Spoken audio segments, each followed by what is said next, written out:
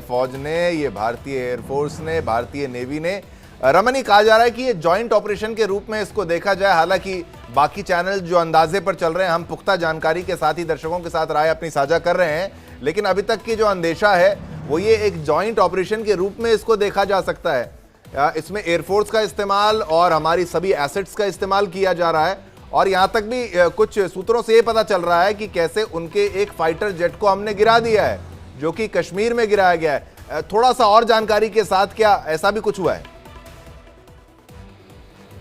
देखिए, निश्चित रूप में अगर हम देखें तो भारतीय सेना जो है, भारतीय सेना, भारतीय वायुसेना और भारतीय नेवी की जो है उसमें इसमें पूरी तरीके से मदद ली है। सबसे पहले हमने वो कोऑर्डिनेट्स जो हैं वो हासिल किए जहां जहां पर आतंकी कैंप इस समय चल रहे थे, चाहे वो पंजाब प्रांत हो। आपको ये भी याद रखना होगा कि पिछली 2 बार जब 2016 और 2019 में हमने आतंकी हमला किया था, वो पीओके के अंदर हुआ था, यानी कि अपनी जो धरती है पीओके की, जो जम्मू कश्मीर की धरती है, वहां पर जो आतंकी कैंप चल रहे थे वहां पर आतंकी हमला, वहां पर जो है वो बदला लिया गया था सर्जिकल स्ट्राइक और एयर स्ट्राइक के माध्यम से। लेकिन इस बार जो है वो पाकिस्तान का इलाका जो पंजाब प्रांत का है, बहावलपुर और मुरीद के, वहां पर भी जो आतंकी कैंप चल रहे थे उनको भी पूरी तरीके से निशाना बनाया गया है। जैसे ही ये हमला भारतीय सेना की तरफ से हुआ है, बदला लिया गया है, उसके बाद पाकिस्तान पूरी तरीके से बौखलाया है। यह भी माना जा रहा है कि पाकिस्तान की तरफ से एयर स्पेस का वायलेशन जो है वो भारत की तरफ किया गया है, लेकिन जो हमारा एयर डिफेंस सिस्टम था वो पूरी तरीके से एक्टिवेट था। हमारे एलओसी के आसपास में हमारे राफेल, मिराज 2000 और सुखोई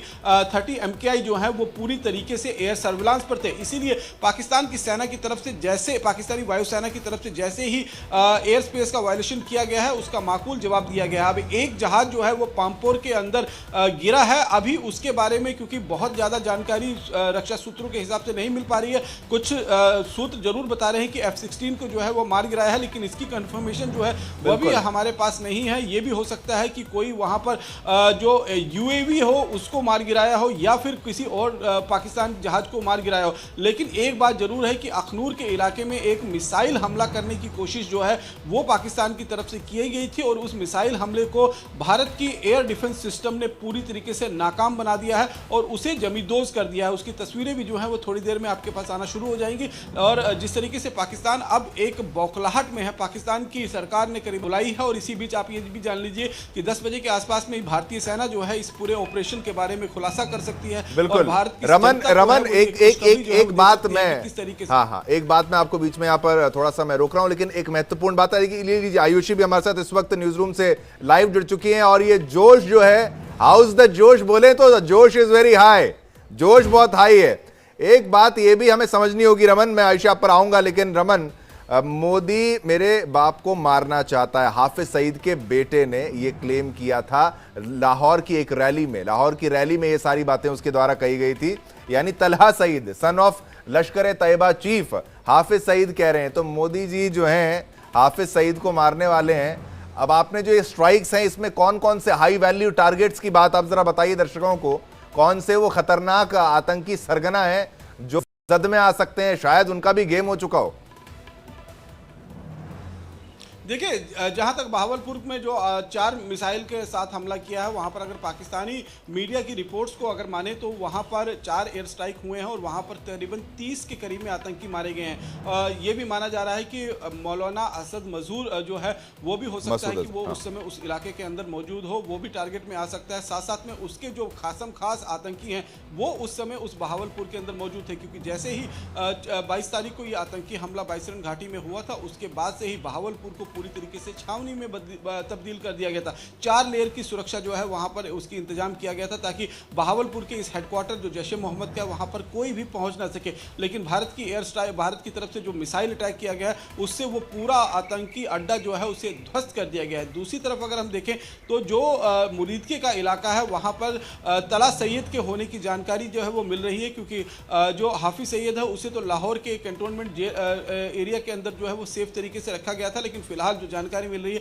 कि तला सईद के होने की जानकारी मिल रही है, लेकिन अभी उसके मारे जाने की कंफर्मेशन जो है वो नहीं मिली है। लेकिन उसके कुछ खास कमांडर जो लश्कर तैयबा के हैं वो जरूर भारत के निशाने पर हैं, क्योंकि भारत ने ये हमला जो है वो बहुत रणनीति के हिसाब से किया है। बाकायदा कोऑर्डिनेट्स पहले हासिल किए गए हैं, और उन्हीं कोऑर्डिनेट्स के ऊपर जहां पर आतंकियों की मौजूदगी थी, फिर वो चाहे मुजफ्फराबाद का इलाका हो, रावलाकोट का इलाका हो, कोटली का इलाका हो, मुरीदके का इलाका हो या बहावलपुर का इलाका हो, इन सभी जगहों पर जिस तरीके से एक पिन पॉइंट ऑपरेशन भारत की तरफ से किया गया है, वो भी बिना एलओसी को लांगे हुए, तो इससे आप अंदाजा लगा सकते हैं कि कितनी तैयारी भारत की सरकार ने, भारत की सेनाओं ने किया था। बाकायदा पूरी कोऑर्डिनेट्स हासिल करने के बाद इस पिन पॉइंट ऑपरेशन को अंजाम दिया। और जिस तरीके की जो तस्वीरें हम लगातार दिखा रहे हैं कि एक के बाद एक मिसाइल हमले जो हैं वो पाकिस्तान के इलाके में हुआ है। सबसे बड़ी बात यह है कि पहली बार भारत सरकार ने न केवल पीओके को बल्कि पाकिस्तान में जो आतंकी कैंप चल रहे हैं पंजाब प्रांत के अंदर, उनको भी अपना निशाना जो है वो बनाया है और वहां पर भी जो आतंकी मौजूद थे उनको भी पूरी तरीके से मार गिराया। इस पूरे हमले में अभी तक जो जानकारी मिल रही है, कम से कम 50 आतंकियों के मारे जाने की खबर जो है वो मिल रही है और इससे पाकिस्तान बुरी तरीके से बौखलाया हुआ है। अब देखना यह होगा कि पाकिस्तान का अगला कदम क्या होगा। जी बिल्कुल रमन, आप भी हमारे साथ लगातार बने रहिए। आयुषी, अगर ये समझना हो कि सरप्राइज एलिमेंट क्या होता है और सडन अटैक क्या होता है, तो इससे समझ में आ सकता है किस तरीके से भारत ने, जब पाकिस्तानी फौज हमेशा की तरह जैसे सो रही होती है, तब एक ऐसा हमला किया। फौज पर नहीं किया, सिविलियंस पर नहीं किया, हमने हाई वैल्यू टारगेट्स को निशाना बनाया, उनके आतंकी कैंप्स को भीतर अंदर, जो कि अंदर शिफ्ट कर लिए थे, वहां तक निशाना साधा है। क्या कुछ जानकारी है आयुषी? जी शिवम, मैं अपनी बात की शुरुआत प्रधानमंत्री के उन शब्दों से करना चाहूंगी जो उन्होंने बिहार की धरती से कहा था। साफ उन्होंने चेतावनी पाकिस्तान को दी थी और पूरी दुनिया को एक संदेश भी दिया था कि भारत आतंकवाद को पनपने नहीं देगा। भारत आतंकवाद जिस धरती पे पनप रहा है उसको मिट्टी में मिला देगा। और आज का दृश्य, आज जब 1:20 पर 9 ठिकानों पर जब मिसाइलें गिरती हैं, तो उसके बाद पाकिस्तान की जो नींदें हैं वो उड़ जाती है। हालांकि मैं आपको बता दूं, पिछले 15 दिनों से पाकिस्तान की नींदें उड़ी हैं।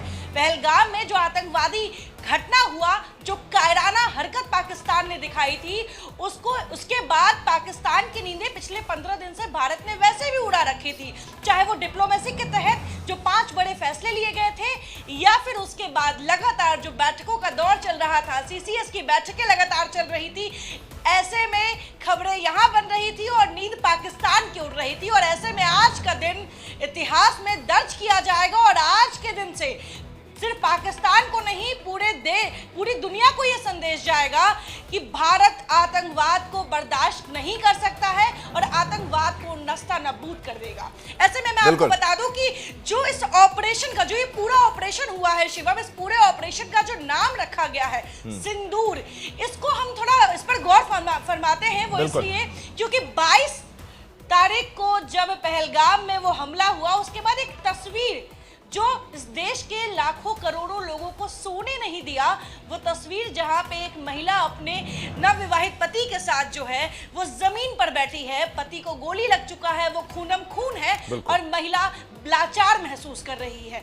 उसके सिंदूर का कर्ज जो है वो भारत ने आज पाकिस्तान से चुकाया है। और ऐसे में सिंदूर शब्द, देखिए हमारे यहाँ रंगों का भी बहुत ज्यादा महत्व रहा है और ऐसे में अगर बात कर ले तो लाल रंग जो है वो शौर्य का प्रतीक रहा है। और ऐसे में सिंदूर ऑपरेशन, जो ये ऑपरेशन सिंदूर है, ये आपको मैं बता दूं कि ये कई तरीके से दर्शाता है कि हमारे देश में जो सरकार है, हमारे देश की जो सेना है, वो कितनी संवेदनशील है। उन्हें पता है कि आज जो हमला पाकिस्तान के उन आतंकवादी ठिकानों पर किया गया है, उससे वो तमाम महिलाएं जो पीड़ित, जो पहलगाम में अपनों को खोई हैं, उनको आज कहीं ना कहीं उनको एक हिम्मत मिलेगी कि देश ने उनके सिंदूर का कर्ज चुकवाया है। और ऐसे में देखिए आज का दिन हम लगातार हर अपडेट जो है दर्शक तक पहुंचा रहे हैं और जिस तरीके से अभी भी पाकिस्तान अपनी नापाक इरादों से बाज नहीं आ रहा, लगातार सीज फायर का उल्लंघन करते जा रहा है, इससे ये जरूर प्रतीत होता है। भले पाकिस्तान के प्रधानमंत्री कह रहे हैं कि भारत ने हम पे युद्ध थोपा है, यानी कि वो अपना स्टेटमेंट दे रहे हैं कि हम युद्ध के लिए तैयार नहीं थे, लेकिन भारत की इस कृत्य की वजह से हम पे युद्ध थोपा गया है, ये पाकिस्तान के प्रधानमंत्री कह रहे हैं। लेकिन वहीं दूसरी तरफ पिछले 10 दिनों से लगातार एलओसी पे जिस तरीके से सीज फायर का उल्लंघन किया गया है, और मैं आपको बता दूं अजीत डोभाल जो कि एनएसए हैं, लगातार जो बैठकों का दौर चल रहा था, कल 14वीं बार प्रधानमंत्री से अजीत डोभाल की मुलाकात हुई। यानी कि आप इससे अंदाजा लगा सकते हैं कि पिछले 15 दिनों में जिस तरीके से जिस उच्च स्तरीय बैठक लगातार जो चल रही थी, उसमें कितनी तरह की रणनीतियां तय की गई होंगी। और मैं आपको बता दूं, सूत्रों के हवाले से एक खबर हमारे पास भी पहुंची कि अजीत डोभाल इस चीज का भी इंतजार कर रहे थे, क्योंकि देखिए भारत ने आतंकवाद को लेकर संदेश दिया था, भारत ने पाकिस्तान को लेकर नहीं आतंकवाद को लेकर संदेश दिया था। और ये इंतजार कर रहा था भारत कि क्या पाकिस्तान इस बार आतंकवाद को लेकर कोई कदम उठाता है, क्योंकि पूरी दुनिया में पाकिस्तान की थू-थू हो रही थी। लेकिन 15 दिनों बाद भी पाकिस्तान उसी जगह पे अटका हुआ है। पाकिस्तान लगातार अपने आप को बेकसूर बता रहा है, लेकिन वहीं दूसरी तरफ आतंकवाद का समर्थन जो है वो सरहद पे कर रहा है। तो साफ तौर पे नजर आ रहा है कि 15 दिन की मोहलत पाकिस्तान को दी गई थी, लेकिन 15 दिन बाद भारत ने एक ऐसा जवाब दिया है पाकिस्तान को। एक और चीज मैं शुभम आपको बता दूं कि जिन ठिकानों पर मिसाइलें गिराई गई हैं, ये ठिकाने आज नहीं बल्कि दशकों से भारत के इंटेलिजेंस के रडार पर थे। यानी कि अगर बात कर ले लश्कर-ए तैयबा की या बात कर ले आपको जैश-ए-मोहम्मद के, तो इनके जो हेडक्वार्टर्स हैं वो आज से नहीं कई सालों से भारतीय इंटेलिजेंस के हर अधिकारी को पता है कि ठिकाना कहाँ है। लेकिन पहले की जो सरकार रही है उन्होंने कभी भी इस तरह का कदम नहीं उठाया। क्या हम कभी सोच भी नहीं सकते थे कि भारत इस तरीके से लश्कर-ए तैयबा